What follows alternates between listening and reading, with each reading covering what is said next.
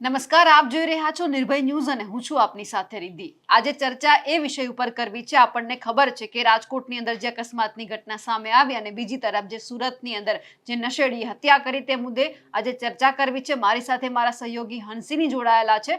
હંસિની, સૌથી પહેલા તો આપણે આજે એ વિષય ઉપર ચર્ચા કરવી છે કે 15 લાખ રૂપિયાની સહાય આપવામાં આવી છે, પરંતુ એ પણ સવાલ છે કે 15 લાખ રૂપિયા એક વ્યક્તિની કિંમત કઈ રીતે આંકી શકાય? કારણ કે સવારની જે ઘટના છે આપણે જોયું કે બસ આવતી હતી। હવે જે બીઆરટીએસ નું જે રૂટ હોય છે એમના માટે એક અલગથી રસ્તો બનાવવામાં આવ્યો હોય છે, પરંતુ ત્યાં એ બસ નહોતી ચાલતી અને અચાનક એમને ઓવર સ્પીડ વધી ગઈ। હવે ત્યાં એવું કહેવામાં આવ્યું છે કે બ્રેક નહોતી લાગી એટલા માટે આવું થયું હતું અને પછી લોકોનું ટોળું ધસી આવ્યું। અચાનક પોલીસ સાથે માથાકૂટ થવા લાગી તો પોલીસે ઉપરથી લાઠીચાર્જ કર્યો। એટલે હવે અહીંયા સમજવા જેવી એ વાત છે કે ચાલો માન્યું કે તમે 15 લાખ રૂપિયા એ વ્યક્તિને આપી દીધા, પરંતુ એમના ઘરનો વ્યક્તિ તો કોઈ વ્યક્તિ પાછો લઈ આવી શકે એમ છે જ નહીં। કારણ કે અમુક વાર આવી જ્યારે ઘટનાઓ બને છે જેમાં સરકાર કે પછી કોઈ પણ તંત્ર એમનો હાથ હોય એટલે પૈસા આપી અને પછી સરકારી તંત્ર છે છૂટી જાય છે। અકસ્માતની ઘટના તો આપણે બીજી બધી પણ રીતે જોઈ છે કે જ્યાં કોઈક રસ્તા ઉપર જતું હોય અને હાઈવે ઉપર અકસ્માત થઈ જાય છે તો ત્યાં કોઈ સરકાર હાથ નથી ચાલતી, તો કેમ એ માણસ નથી? કેમ જ્યાં તમારો વાંક આવે છે ત્યાં તમે પૈસા આપી અને તમે એવું સાબિત કરીને બતાવો કે અમે તમારી સાથે છીએ। એટલે ઘણી બધી આવી ઘટના સામે આવે છે। સૌથી પહેલા તો આપણે એ પણ લોકોને સમજાવી દઈએ કે જ્યારે આવું થાય છે ત્યારે આમાં કોનો વાંક છે અને કાર્યવાહી શું કરવાની હોય છે। એટલે આપણે લોકોને એ પણ દર્શાવીએ છીએ। અને હવે મારે તારી પાસેથી એ જ સમજવું છે કે જ્યારે આવી ઘટનાઓ બને છે ત્યારે આમાં સૌથી પહેલા તો જે પોલીસ આ લોકો ઉપર લાઠીચાર્જ કરે છે કે વાંક આ લોકોનો છે, આવું તો ના જ કરવું જોઈએ। રિદ્ધિ, રાજકોટની જ્યારથી ઘટના સામે આવી છે ત્યારથી રાજકોટમાં પણ ક્યાંક અફરાતફરીનો માહોલ જોવા મળ્યો છે, કારણ કે ગુજરાતમાં અનેક વખત હિટ એન્ડ રનના કિસ્સાઓ સામે આવતા હોય છે અને સામાન્ય લોકો એનો ભોગ બનતા હોય છે। આજે વહેલી સવારે જ્યારે સીસીટીવી ફૂટેજ સામે આવ્યા હતા ને આપણે જોયું હતું કે બસ ઓવર સ્પીડમાં જાય છે ને ઘણા બધા લોકો એવા તર્ક વિતર્ક પણ બહાર પાડ્યા છે કે ભાઈ બ્રેક ફેલ થઈ ગઈ હતી કે એવું કંઈક બહાર આવ્યું હતું ને લગભગ 4 જેટલા લોકો છે એ લોકો મોતને ભેટે છે ને એ બાદ ત્યાં પોલીસ પહોંચે છે અને પબ્લિકમાં એટલો રોષ જોવા મળતો હોય છે। હવે વાત અહીંયા એ આવે છે કે જે સમયે આવા અકસ્માતો થતા હોય છે એ સમયે ઘણી બધી જનતા હવે એક્ટિવ મોડમાં આવી ગઈ છે। આપણે છેલ્લા 5-7 અકસ્માતની વાત કરીએ તો જનતા જ ક્યાં તો લોકોને મારતી જોવા મળતી હોય છે ને એટલા કારણે કદાચ પોલીસ પણ ત્યાં પહોંચી જતા હોય છે। સ્ટ્રાઇક કરાવવામાં આવી હતી કે જનતા ત્યાં પહોંચી ગઈ હતી, બધા જ બસના ડ્રાઈવર કંડક્ટર નીચે ઉતારવામાં આવ્યા હતા કે જે પોલીસ કામ નથી કરતી એ જનતા એવું કહે છે કે અમે કરી રહીએ છીએ, કારણ કે આ કાળો કેર વધતો જાય છે। અને જ્યારે જ્યારે આવી ઘટના સામે આવે છે એટલે પોલીસ ઉપર સવાલ થાય છે કે પોલીસ ક્યાં કાયદો ને વ્યવસ્થા છે? કારણ કે મને યાદ છે કે હું ઘણા વર્ષ રાજકોટમાં રહી છું કે જ્યારે આ બસના ડ્રાઈવર જે સંચાલકો હોય છે, ડ્રાઈવર હોય છે, કંડક્ટર હોય છે, એમની એટલી લુખાગીરી હોય છે કે ગમે ત્યારે ગાળાગાડી કરી લેવી, કોઈ પણ સાથે દાદાગીરી કરવી, શર્ટના બટન ખુલ્લા રાખીને જાણે પોતે ગુંડા જ હોય છે। એક ગુંડો એક બસ ના ચલાવતો હોય તેવું ક્યાંક રાજકોટમાં અવારનવાર જોવા મળે છે। એટલે સૌથી વધારે જો ગુજરાતની વાત કરીએ તો જ્યારે બસ સંચાલક એટલે કે એમના ડ્રાઈવર કે કંડક્ટરની જો લુખાગીરી સામે આવી હોય, અકસ્માત સામે આવ્યો હોય તો સૌથી વધારે રાજકોટમાં બને છે। જી, તેમ છતાં તંત્ર એકદમ ચૂપ બેસે છે। અને આજે પાછું આમાં સામે આવ્યું છે કે જ્યાં બસનું જે આ સિટી બસનું જે કોન્ટ્રાક્ટ છે ભાજપના નેતા પાસે રહેલો છે, એ ખુલાસો એટલે સીધા જ એના મૂળિયા ત્યાં સુધી પહોંચ્યા છે કે શું ખરેખર હવે આ બધા લોકોને બચાવી લેવામાં આવશે, એટલે કે એમના ડ્રાઈવરને બચાવી લેવામાં આવશે? ચાલો માન્યું કે બચાવી પણ લીધા, પણ સામે બીજા પણ જેટલા આવા ડ્રાઈવરો છે તો તમે તમારી સૌથી પહેલા તમારી કામગીરી આવે છે, કોન્ટ્રાક્ટ તમારી પાસે છે તો સૌથી પહેલા તમે બસ રિપેર કરાવો। બ્રેક નથી લાગતી, જ્યારે એક ડ્રાઈવર બેસે છે બસની અંદર તો એમને બધી જ વસ્તુ ચકાસણી કરીને બેસવાની હોય છે કે બધી વસ્તુ બરાબર છે કે નહીં। પછી તમે જ્યારે તમારો વાંક નીકળે ને તમે કહી દો છો આમાં માન્યું કે બ્રેક ફેલ છે, પણ એ રસ્તા ઉપર કેમ ચલાવતો હતો કે જ્યારે એમનો એક બીઆરટીએસ નો રૂટ આપેલો છે તો ત્યાં કેમ બસ નહોતી ચાલતી?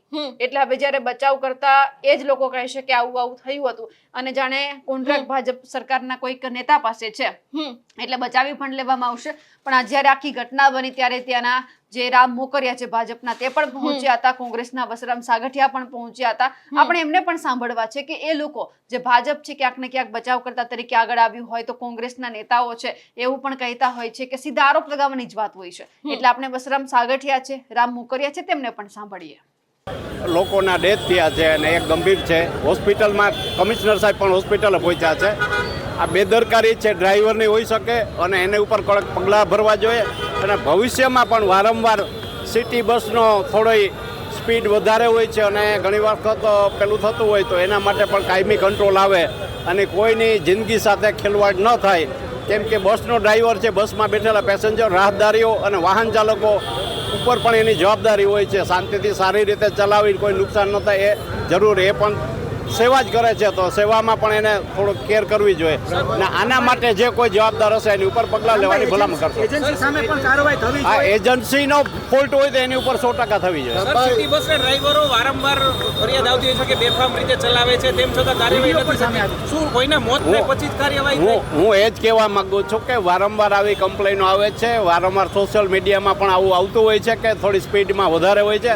ખરેખર સિટી બસ છે, સિટીમાં શાંતિથી અને લોકોને યોગ્ય જગ્યાએ પહોંચાડવા માટેની વ્યવસ્થાના ભાગરૂપે સબસિડી રૂપ છે, પણ એમાં સ્પીડ ન હોવી જોઈએ અને સ્પીડ થતી હોય તો એને કંટ્રોલ કરવી અથવા તો બસને સ્પીડ બસ જે એની સ્પીડ હોય એને લિમિટ કરી નાખવી જોઈએ, જેથી અમુક કિલોમીટર સ્પીડથી વધુ ચાલી ન શકે.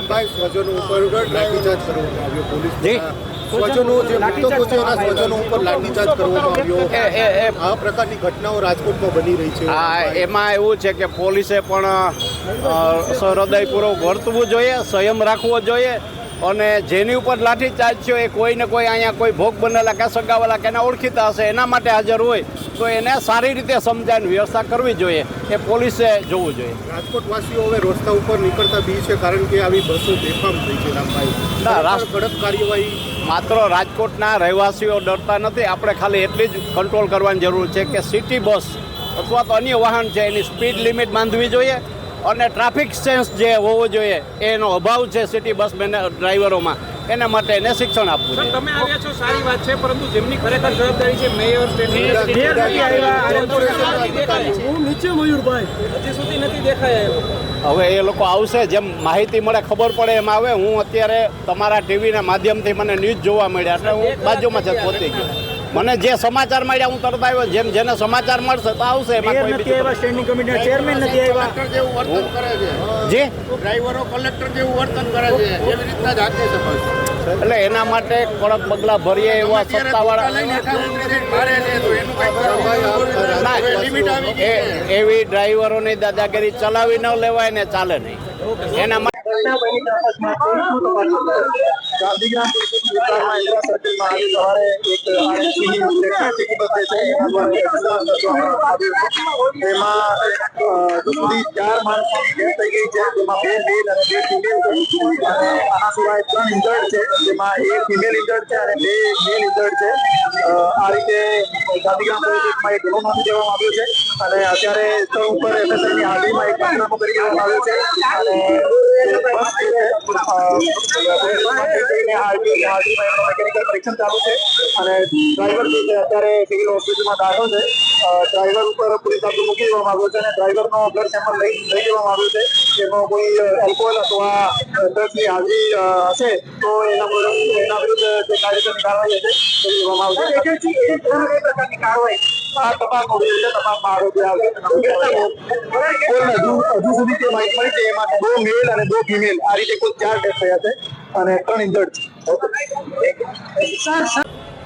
પહેલાં તો જે કોન્ટ્રાક્ટરનું નામ સામે આવ્યું છે એ કોન્ટ્રાક્ટર ભાજપના બહુ મોટા ગજાના નેતાના સગા છે, ભાજપના વોર્ડ નંબર 4નો મહામંત્રી છે, કોઈ ડાંગર કરીને છે અને એને જે કોન્ટ્રાક્ટ આપ્યો એમાં અનક્વોલિફાઈડ લોકોને ડ્રાઇવિંગ માટે રાખ્યા છે.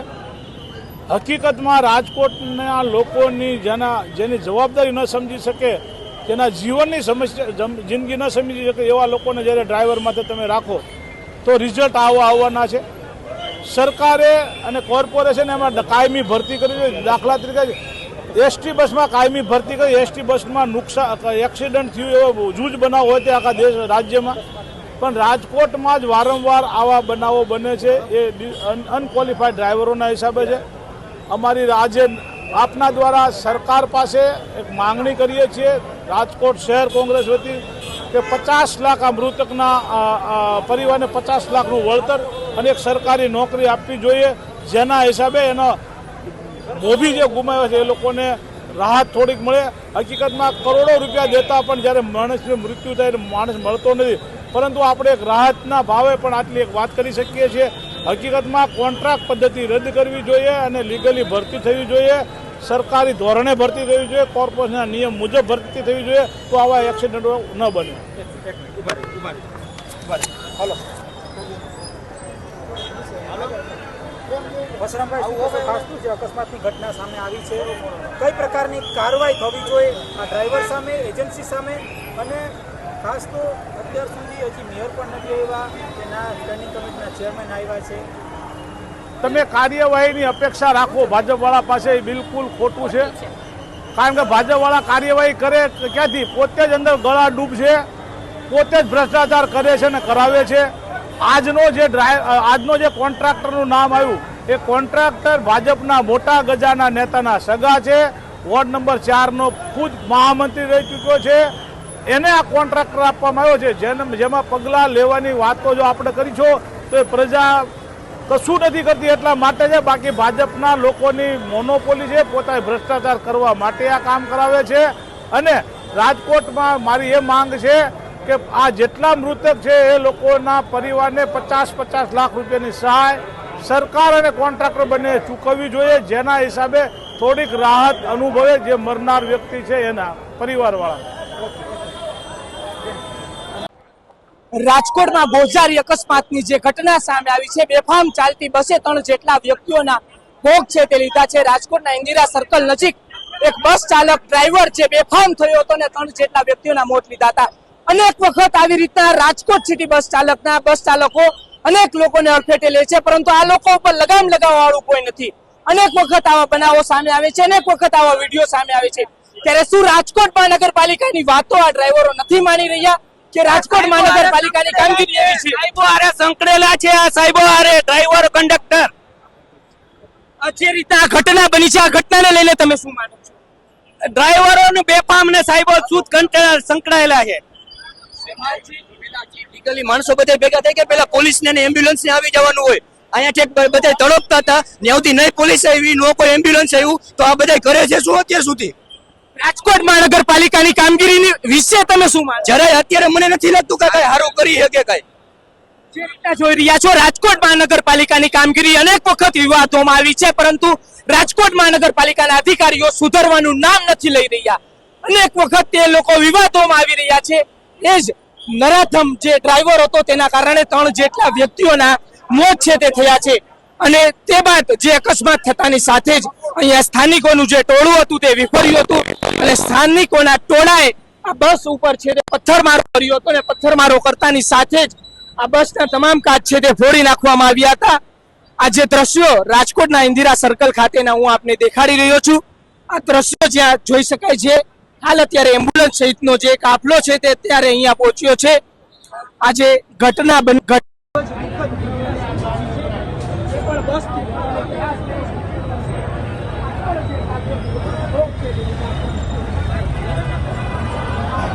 આ જોઈ શકાય છે જે બેકાબુ બનેલા ટોળાએ આ બસના કાચનું પથ્થરધાણ છે તે કરી નાખ્યું હતું.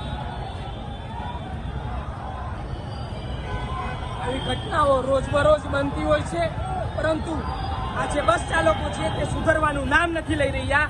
અનેક વખત આવી ઘટનાઓ સામે આવે છે. અધિકારીઓ આ ખાડા કાન કરી રહ્યા છે, પરંતુ જે રીતના આ ઘટનાઓ રોકવાનું નામ છે તે નથી લઈ રહી. આ જે ઘટના બની છે તેને લઈને અનેક લોકોમાં રોષ જોવા મળી રહ્યો છે. તે બાદ ઘટના બનતાની સાથે જ આ બસ ઉપર છે તે પથ્થરમારો કરવામાં આવ્યો હતો. સ્થાનિકો એ હદે ગુસ્સે ભરાયા હતા કે સ્થાનિકો દ્વારા બસના કાચ છે તે ફોડી નાખવામાં આવ્યા છે.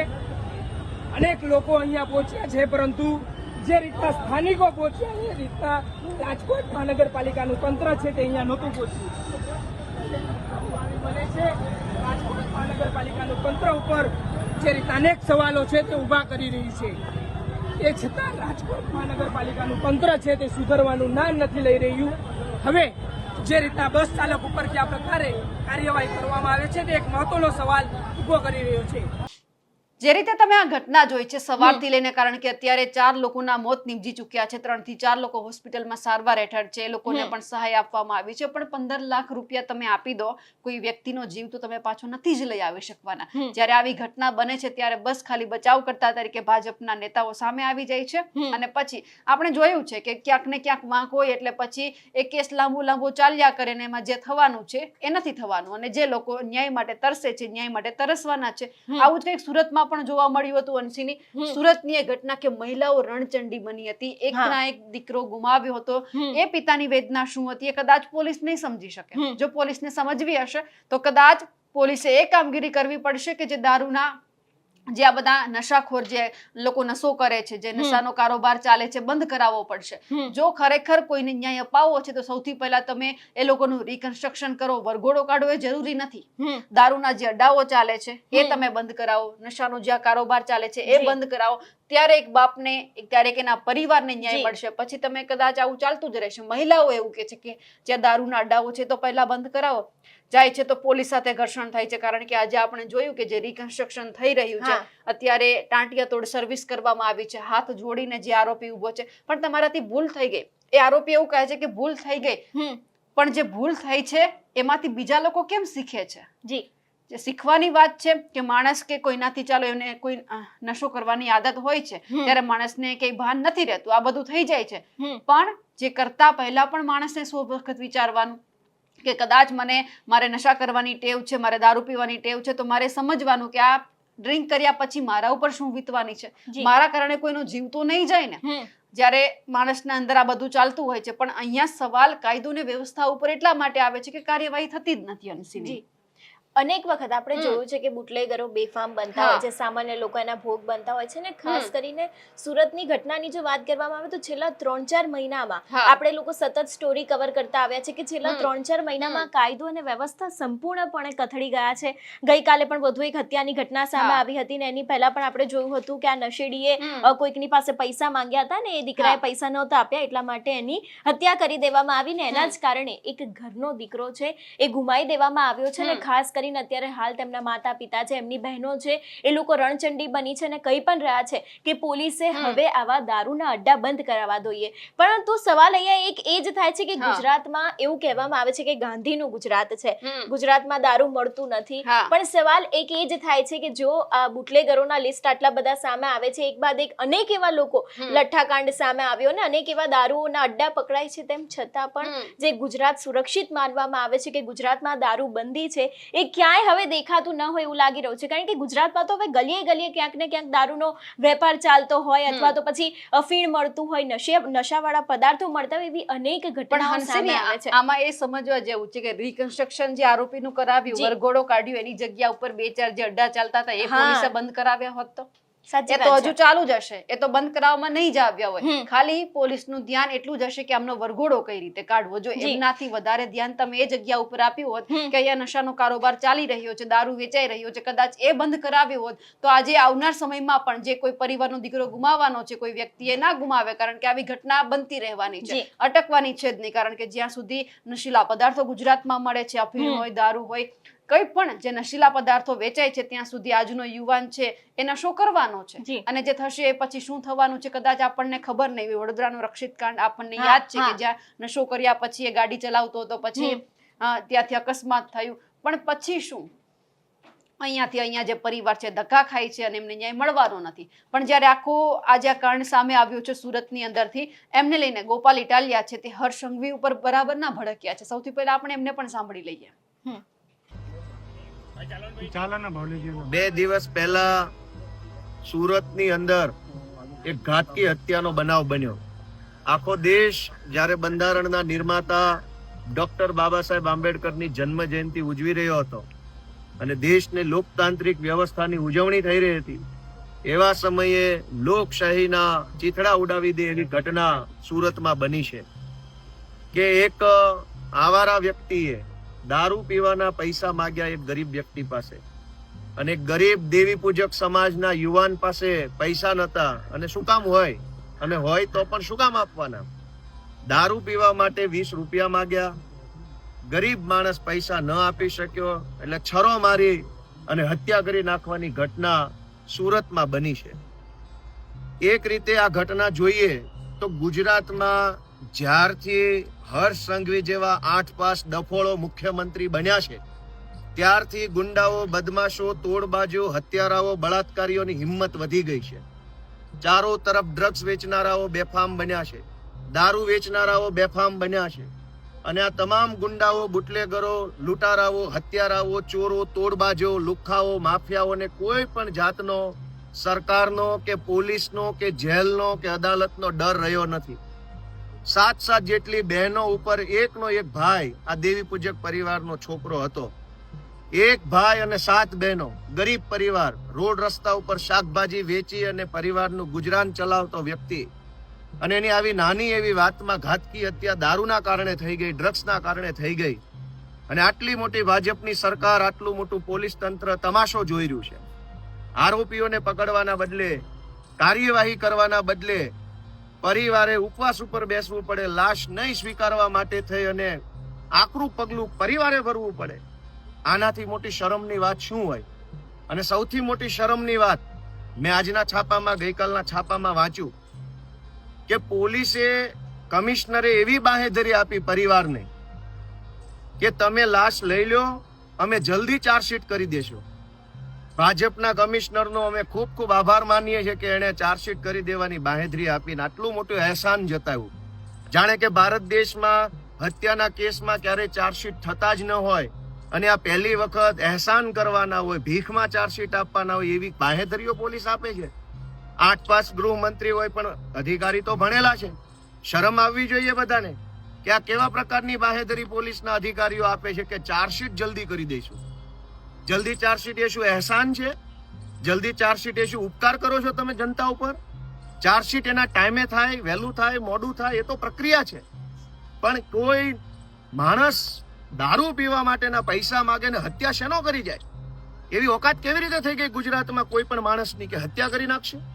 આટલી મોટી પોલીસ શું તમાશો જોવા રાખ્યા છે? આટલું મોટું મંત્રીમંડળ, ભાજપની વિશાળ નેતાઓની ટોળકી, બધા જ તમાશો જોતા રહ્યા અને દેવી પૂજક સમાજના એક નિર્દોષ દીકરાની ઘાતકી હત્યા કરી નાખી. અને ઉપરથી આવી બાંહેધરીઓ, ચાર્જશીટ જલ્દી કરશો. દોસ્તો, આ શરમનો વિષય છે. આજે આમ આદમી પાર્ટી દ્વારા પીડિત પરિવારના સમર્થનમાં ન્યાયની માંગણી મળે એટલા માટે, કાયદો કડક હાથે કામ કરે એટલા માટે માંગણી કરવા માટે આજે અમે અહીંયા સુરતના પોલીસ કમિશનરની ઓફિસે આવ્યા છીએ. પોલીસ કમિશનરશ્રીને રજૂઆત કરવાના છીએ કે આ ગુંડાઓ, 100 કલાકમાં ગુંડાઓનું લિસ્ટ બનાવવાનું હતું. ક્યાં ગયું લિસ્ટ? આ ખૂની હત્યારાઓનું નામ કેમ એ લિસ્ટમાં ના આવ્યું? કયું લિસ્ટ? ક્યાંનું લિસ્ટ? કેમ લિસ્ટમાં ખૂનીના નામ ન આવ્યા? કેમ આ ખૂનીઓ બેફામ ફરે છે? ગઈકાલે અમદાવાદમાં જુઓ, વિડીયો વાયરલ છે, બધાએ જોયો કે બેફામ રીતે ગુંડાઓ બને છે. ડ્રગ્સના કારણે, દારૂના કારણે ગુજરાતમાં ગુનાખોરી અતિ ભયંકર હદે પહોંચી ચૂકી છે. અને નિર્દોષ માણસો જ નહીં, પોલીસ પણ ગુંડાઓનો ભોગ બને છે. અમદાવાદમાં લુખ્ખાઓ છરો લઈને નીકળેલા અને પોલીસની PCR વાહન ઉપર તલવારથી હુમલો કર્યો, એના વિડીયો પણ આ ગુજરાતે જોયા છે. ડ્રગ્સનું પેડલિંગ કરતા લોકો પણ પોલીસને ક્યારેક પોલીસ ઉપર હિંસક હુમલો કરી લે દ્રશ્યો જોયા છે.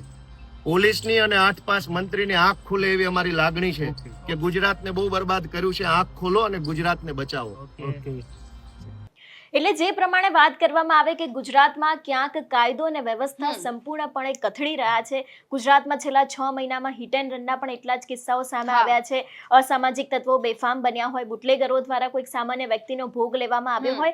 અને જો અત્યારની વાત કરવામાં આવે કે જે સુરતની ઘટના છે અથવા તો પછી રાજકોટની ઘટના છે, એમાં સીધા જ સવાલો ક્યાંક હવે સરકાર ઉપર ઊભા થઈ રહ્યા છે. કારણ કે રાજકોટમાં પણ ભારતીય જનતા પાર્ટીના દ્વારા કોઈ કોન્ટ્રાક્ટ આપવામાં આવ્યો છે એવી પણ એક વાત સામે આવી છે. ને ખાસ કરીને સુરતમાં તો સીધા જ સવાલ સરકાર ઉપર ઊભા થઈ રહ્યા છે કે શા માટે આવા નશાવાળા પદાર્થો વેચવામાં આવે છે અને શા માટે લોકો રહી રહ્યા છે, ને એના જ કારણે ક્યાંક સામાન્ય વ્યક્તિ આનો ભોગ બની રહ્યા છે. તમારું શું માનવું છે આ વિષયને લઈને અમને કમેન્ટ કરીને ચોક્કસથી જણાવજો. તેની સાથે જ અમારી ચેનલ નિર્ભય ન્યૂઝને લાઇક, શેર અને સબસ્ક્રાઇબ કરવાનું ભૂલશો નહીં. નમસ્કાર.